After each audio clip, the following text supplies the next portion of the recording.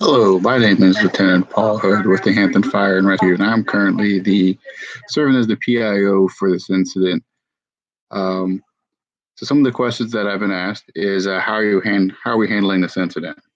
Well, first off, our current assignment is going to be to search for survivors, damage assessment surveys. Um, we've also gone ahead and established and set up a makeshift morgue area for any of the deceased. And also transport any injured people to the hospital as well as get the hospital status.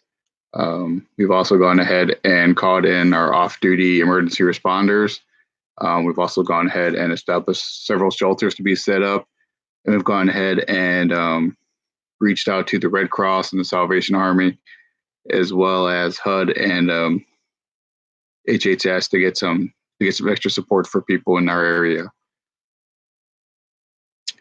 In this situation, this is beyond the scope of what our department can handle. So because of that, what we've actually done is we have reached out to our regional mutual aid departments to get some assistance. We've also gone ahead and notified and requested in the technical rescue teams on the regional level, just to help go through some of the debris. And we've also gone ahead and asked for the National Guard support, set up our CERT teams, and activated and requested assistance from the state EOC,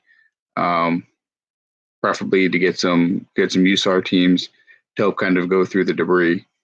Currently, that the last report that I've received, we have over 1,000 plus people injured, and we've currently have a death toll of 161 people. Now, the questions is how soon will we be able to account for everybody? Because of the total amount of damage done, it's going to take us several days to probably weeks to get through all the rubble of all the buildings, both residential and businesses, until we'll be able to account for everybody. For those of you that have loved ones in the area, the best way to currently reach them is if you're able to contact them through cell phone. That's great. All the shelters have a number. We'll give you the phone number at the end of the interview that you can call and check on the loved ones, see if they've checked into any one of the shelters.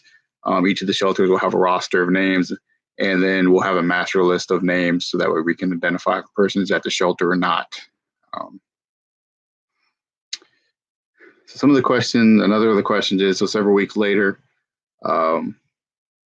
what can we do to prepare for this in the future? Is obviously we're going to have our emergency plan in place for this. If we have enough time, a tornado, we don't really have a whole lot of time to prepare for it. We usually have several minutes to prepare for it, but we can make sure that routinely that all of our equipment is up to date, as well as in the future, we can look at getting upgrade our building codes in the city here. We'll talk to our local leaders about getting building codes, possibly upgrade. That way we have some buildings that can withstand the force of the tornado. We can use those as shelters already in place. And then some final words that we have is remember, it's important once you hear the sirens to make sure that you take cover, treat everyone as if it's actually an emergency. Don't blow them off or anything like that. And always make sure that you have an updated supply kit. So what we're going to do is we're going to have another update in probably about 6 hours or so, which will be at 4 p.m. And we're also going to have members of the electrical, gas, and water company, so that way they can give you guys updates on the status of utilities. Thank you very much.